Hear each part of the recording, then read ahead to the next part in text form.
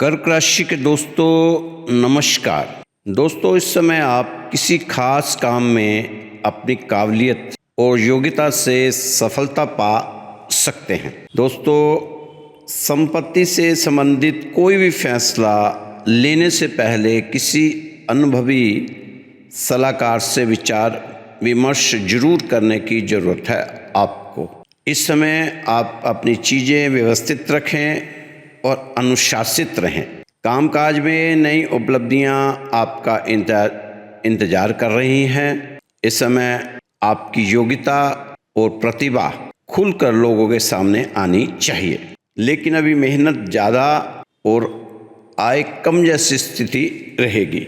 हालांकि कुछ विरोधी आपके खिलाफ कुछ छोटी मोटी अफवाहें फैला सकते हैं, लेकिन निश्चित रहें आपका कुछ भी नुकसान नहीं होगा। ये समय नेतृत्व और फैसला लेने की क्षमता की परीक्षा लेगा। बड़ों का मार्गदर्शन फायदेमंद रहेगा। व्यापार में विस्तार की योजना बन सकती है। पैसे के लिए आज से स्थिति मजबूत होगी। किसी मौके या पारिवारिक आयोजन में आपकी भूमिका खास रहने वाली। उन्नति और प्रगति के संकेत मिलेंगे। जो कर्क राशि के दोस्त काफ़ी दिनों से नई नौकरी की तलाश कर रहे थे, उन तलाश करने वाले को अच्छी खबर मिल सकती है। नए संपर्कों से लाभ होगा। नेतृत्व की भूमिका आपके कैरियर को आगे बढ़ाएगी। प्रतियोगी परीक्षाओं में सफलता के अवसर मजबूत है। विद्यार्थियों को अपनी पढ़ाई पर ज़्यादा ध्यान देना चाहिए। बड़े बुजुर्ग आपके काम से प्रभावित होंगे। दोस्तों, इस समय आपके जो भी फैसले हों वो टीम के लिए मार्गदर्शक साबित होंगे। सफलता की ओर जा रहे हैं, अच्छी बात है। धन की आवक उत्तम बनी रहेगी। अच्छा कार्य करने का मौका भी प्राप्त होगा। अन्यों से सहयोग की प्राप्ति होगी। दोस्तों, नौकरी में लक्ष्य साधने में सफल होंगे। व्यापार में अनूठे प्रयोग कर पाएंगे। समय आपके अनुकूल है। इस अनुकूल समय का आपने फायदा उठाना है। दोस्तों, विदेशों में संघर्ष कर रहे हैं, उन्हें पता है उनके माता पिता की कितनी उम्मीदें हैं उन पर। बच्चे पूरी कोशिश कर रहे होंगे कि अपने माता पिता की उम्मीदों पर खरे उतरें, लेकिन आपको चाहिए ज़्यादा से ज़्यादा अपनी पढ़ाई पर ध्यान दें, फोकस करें। इधर उधर की बातों में अपना वक्त जाया ना करें। दोस्तों, बड़ी मंजिल के मुसाफिर हो, दिल छोटा मत करना, क्योंकि कुछ लोग वापसी की सोच सकते हैं कि वापस घर चलते हैं, पर यह गलत है, क्योंकि आपको आपके माता पिता ने बहुत उम्मीदों के साथ वहाँ भेजा है। आपकी माता पिता की उम्मीदें आपके साथ जुड़ी हुई हैं, इसलिए धैर्य और संयम के साथ टिके रहें। वक्त बीतने के बाद आपको पॉजिटिव रिजल्ट्स सामने आएंगे। अभी इस समय जल्दबाजी में किसी निष्कर्ष पर ना पहुंचें। कार्यों के प्रति तत्परता आपकी सबसे बड़ी ताकत बन सकती है। दोस्तों, आपकी जिंदगी में आने वाले हर तूफान का मकसद आपकी जिंदगी को उथल पुथल करना नहीं होता। कुछ तूफान आपका रास्ता साफ करने के लिए भी आते हैं। ऐसे समय में कुछ रास्ते आपको अकेले ही तय करने पड़ेंगे। ना परिवार, ना मित्र, ना ही कोई साथी। बस आपके अच्छे कर्म और उन कर्मों का फल देने वाले भगवान। आप तो इस समय खुद को परिश्रम से जोड़ दो, बाकी सब ईश्वर पर छोड़ दो। कड़ी से कड़ी जोड़ते जाओ तो जंजीर बन जाती है। मेहनत पे मेहनत करते जाओ तो तकदीर बन जाती है। मेहनत तो करनी पड़ेगी। मेहनत के बिना काम नहीं चलेगा। इस मिले हुए वक्त को बेहतर बनाए। अगर बेहतरीन वक्त की राह देखोगे तो पूरा जीवन भी कम पड़ जाएगा। इस समय तो कर्क राशि के दोस्तों के साथ ऐसा हो रहा है, शरीर आराम की तलाश में है और आर्थिक हालात पैसे की तलाश में, मन शांति की तलाश में और दिल अपनों की तलाश में है। ये समय आर्थिक रणनीति का आंकलन करने के लिए अच्छा समय है। इससे आपको अपनी आर्थिक स्थिति को सुधारने में मदद मिलेगी। कार्यक्षेत्र में अधिक परिश्रम करना होगा। भाग्य भरोसे, किस्मत भरोसे, ग्रहों के भरोसे बैठे रहेंगे तो बनते काम भी बिगड़ जाएंगे।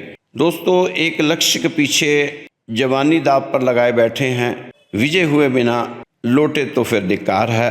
अपने आप पर यही सोच के साथ आपको आगे बढ़ना है। ये सोच ही आपको आगे लेकर जाएगी। दोस्तों, कुछ रास्ते आपको अकेले ही तय करने पड़ते हैं, ना परिवार और ना ही कोई साथी, बस आप और भगवान। तो इसलिए उन रास्तों पर चलते रहें, क्योंकि थकान कभी भी काम के कारण नहीं होती, बल्कि चिंता, निराशा, भय और असंतोष के कारण होती है।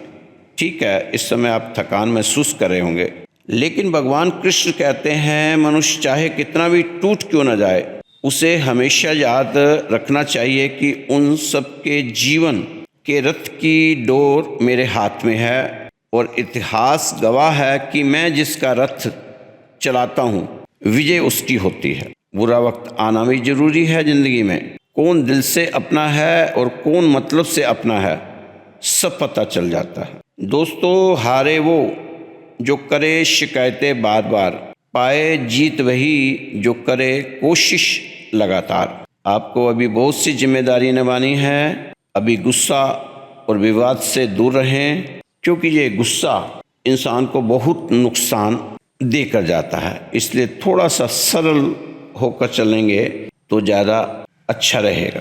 दोस्तों, गारंटी है आप एक महीने पॉजिटिव बातें ही बोलें। हमेशा जब भी बोलें पॉजिटिव शब्द बोलें, लीजिए आपकी ज़िंदगी बदल जाएगी। बोल के देखिए।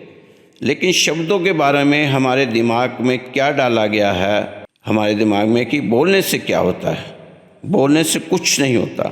हम ये डायलॉग बाजी दुनिया में करते फिर रहे हैं कि बोलने से कुछ नहीं होता, बोलने से कुछ नहीं होता। और वही इंसान जो कह रहा है कि बोलने से कुछ नहीं होता, उससे पूछो कि 2 साल से अपनी सिस्टर के घर क्यों नहीं गए, बोलेगा जीजा जी ने ऐसा कह दिया। अपने भाई के घर क्यों नहीं गए, बोलेगा मेरी भाभी ने ऐसा कुछ कह दिया था।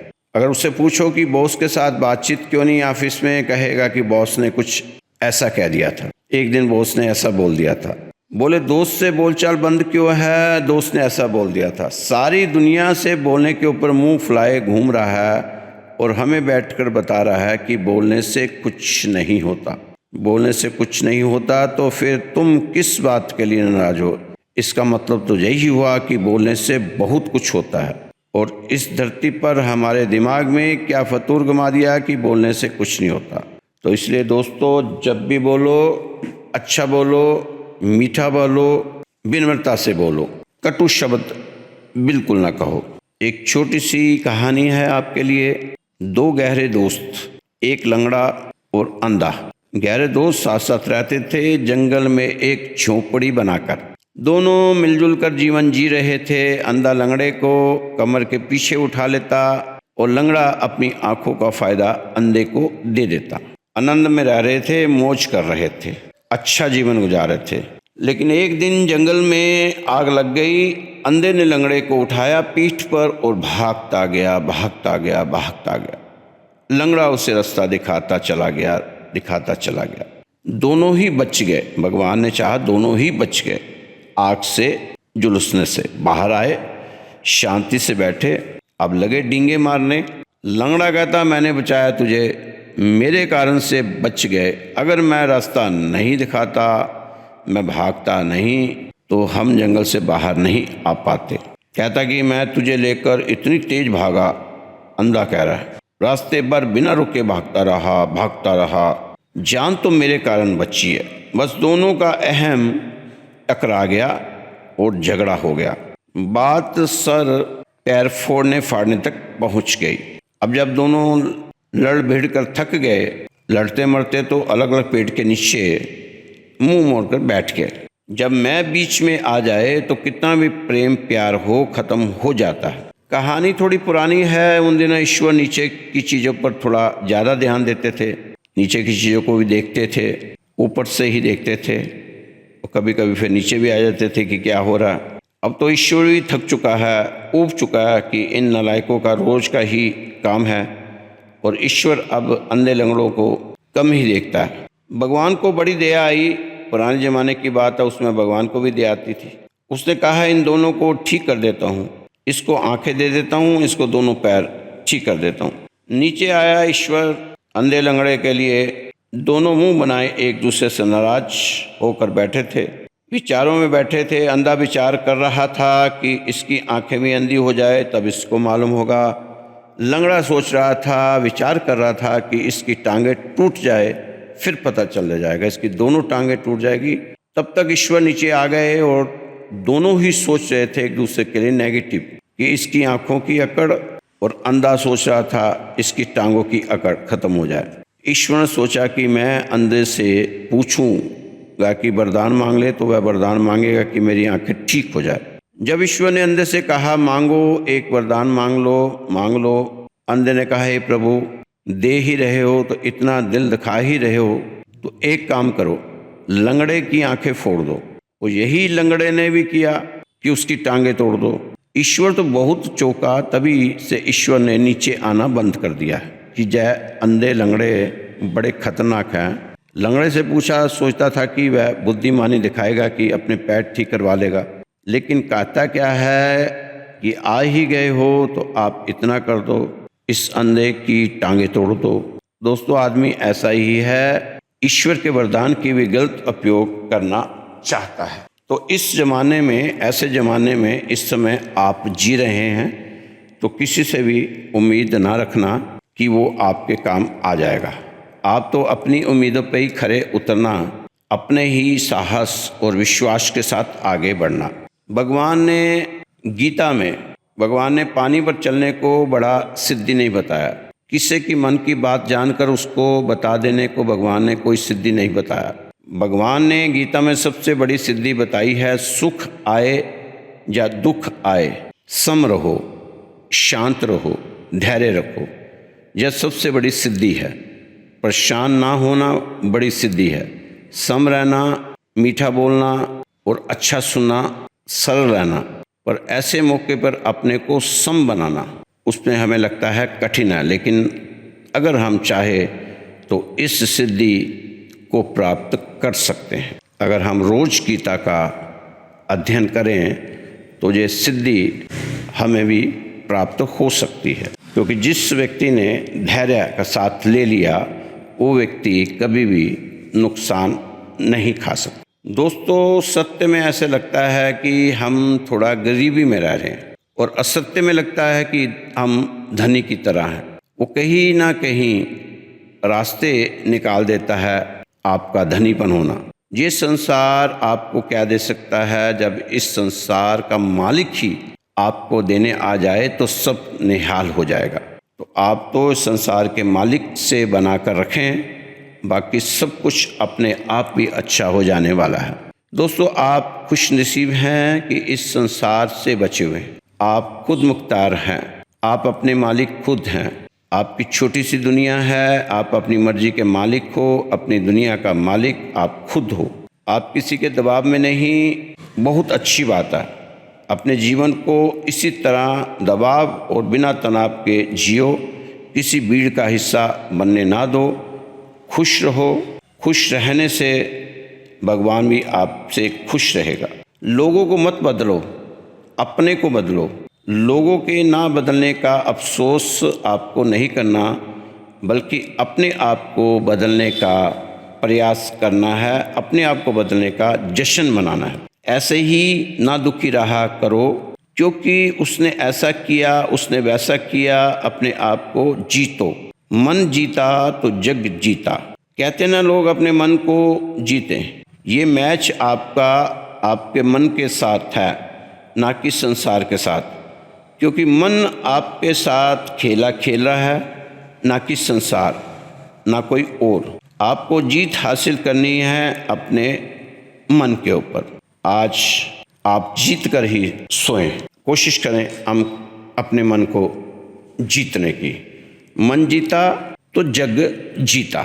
दोस्तों, कई ऐसी चीज़ें हैं हमें हमारी ज़िंदगी में सिखाती हैं, हमें बताती हैं कि कैसे हम इस बेतुकेपन के एहसास के साथ जी सकते हैं, बिना किसी झूठी उम्मीद या निराशा के। एक ऐसा सफ़र है जो हमें खुद से मिलाएगा। हमारी अंदरूनी ताकत से रूबरू करवाएगा। तो अगर आपके मन में कभी भी यह ख्याल आया हो कि मैं यह सब क्यों कर रहा हूँ, या इस सब का आखिर होगा क्या। दोस्तों, ज़िंदगी में कभी न कभी हम सब एक ऐसी जगह पर आते हैं जब हमें सब कुछ अजीब सा लगने लगता है। रोज़ सुबह उठना, वही काम करना, वही भागम भाग, और फिर रात को थक कर सो जाना।